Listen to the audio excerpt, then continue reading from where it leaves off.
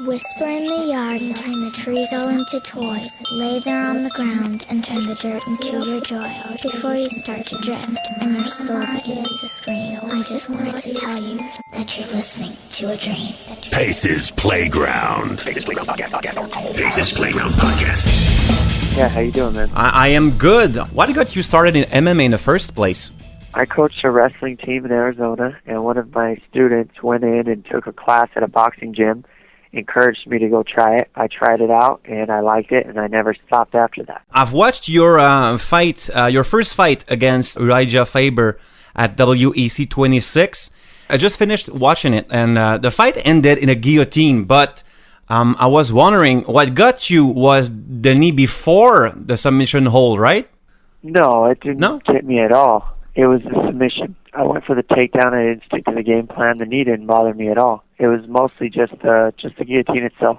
Have you exploited any frustration from the loss in the form of extra energy or motivation in your fight prep?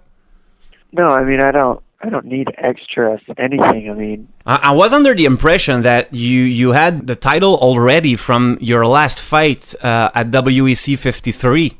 Yes, I do, but I don't look at it that way. I look like I'm going out to win something new. I'm not defending anything. I'm going out there to fight a new fight and win something brand new every single time I fight. I press the reset button after every one of my fights, and I just say I'm going out to win something new. Have you watched the video of your first fight against Faber in the loop like Apollo did in the movie Rocky? Yeah, I saw that. I saw that video for sure. And I mean, it's an old video. I try not to look in the past too much, and I just focus on the present because that's what's important. Still looking back, to what element do you attribute your loss to? Inexperience or one of those random things that happen in a fast-paced fight? I would say that I lost that fight due to inexperience, and that pretty much sums it up. Do you feel some kind of pressure considering the stature of the event? No, I don't allow myself to feel pressure. I don't allow it to affect me because it's my choice. Basically, it's the same.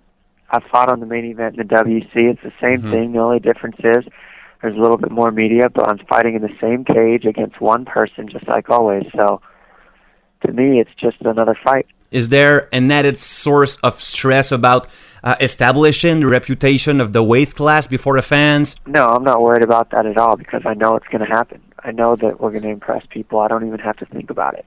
What are the differences between the upstarter Dominic Cruz of 2007 and your quote-unquote champion version? Everything's different. My mind's stronger, my body's stronger, my cardio's better, my grappling's better, you name it. Everything's improved, and I continue to improve, and I will continue to improve after this fight. If you look at my past fights, you'll know that people successfully execute takedowns on me almost none of the time.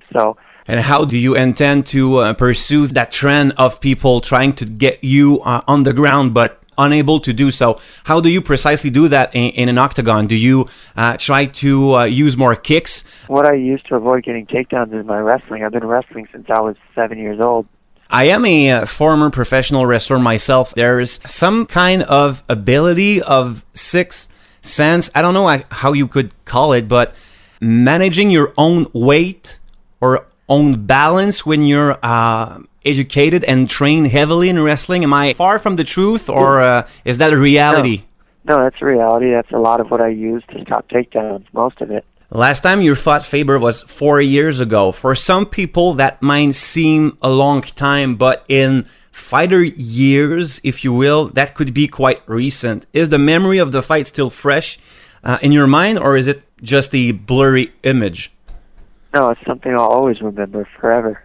But it doesn't really mean much other than, go out there and I used it to fix mistakes that I've made in the past and make me a better fighter. And for you being comfortable in a fight, what does that mean precisely? It means I feel fast, I feel strong, I feel powerful, and I feel like my cardio is all in sync as one, and I'm able to compete at a high level at that weight class. Is there that much of a difference between weight classes in terms of speed for a fighter?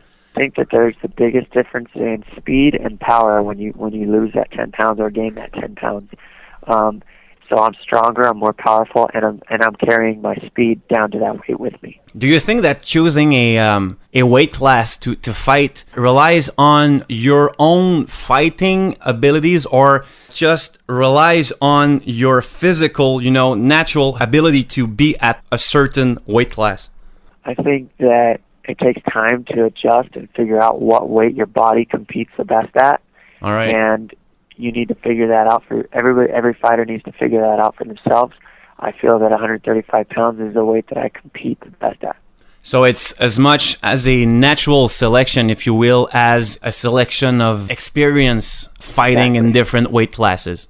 Exactly. Dominic, that has been a pleasure talking to you, sir. You too. Pace's Playground Podcast. Find it, hear it on SoundCloud and iTunes. Comment, react, or troll via Twitter at PlaygroundPod. Facebook.com/PlaygroundPodcast. Email playgroundpodcast@hotmail.com. playgroundpodcast.com.